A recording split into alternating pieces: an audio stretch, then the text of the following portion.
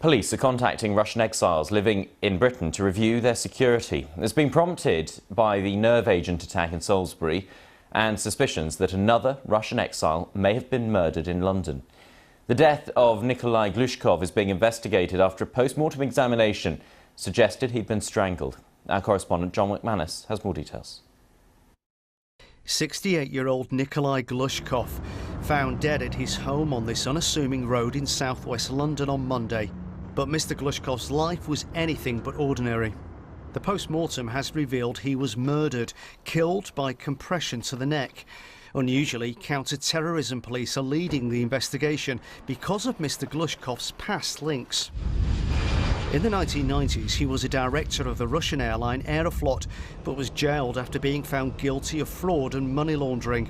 He sought political asylum in the UK and was still being pursued by Russia. And he was friends with the Russian businessman Boris Berezovsky, who was found hanged in 2013. An open verdict was recorded, but Nikolai Glushkov believed he'd been murdered. The deaths of 14 of the Russians who died in the UK in what may be suspicious circumstances are being re-examined. Some observers believe it's time to join the dots.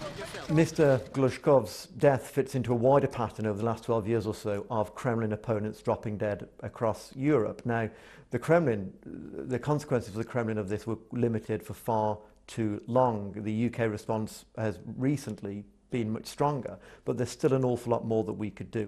The former PR executive Lord Bell, a friend of Mr. Glushkov, has told the BBC that he suspects he was killed after being deemed a traitor by the Russian state.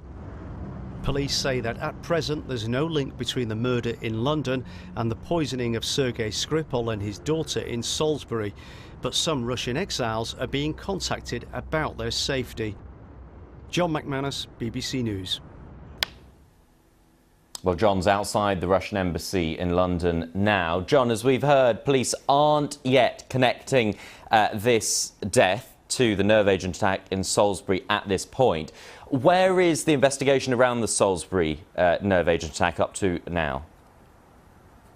Well, that investigation is still very much an ongoing investigation. Just to remind you, Sergei Skripal and his daughter Yulia, who was visiting him at the beginning of March in the city of Salisbury, they were poisoned using a nerve agent, Novichok, which the British government says came from Soviet-era Russia. The two of them are still critically in hospital, and in fact a British police officer who was first on the scene to investigate what happened, he's also still in hospital, though he's no longer critical. The diplomatic fallout has been enormous. The British Prime Minister Theresa May has pointed the finger very firmly at Russia, something they deny, and she said that more than 20 diplomats based in the embassy in the building behind me have to leave Britain within the next few days. Russia, of course, is very likely to retaliate in kind and send British diplomats home from Moscow.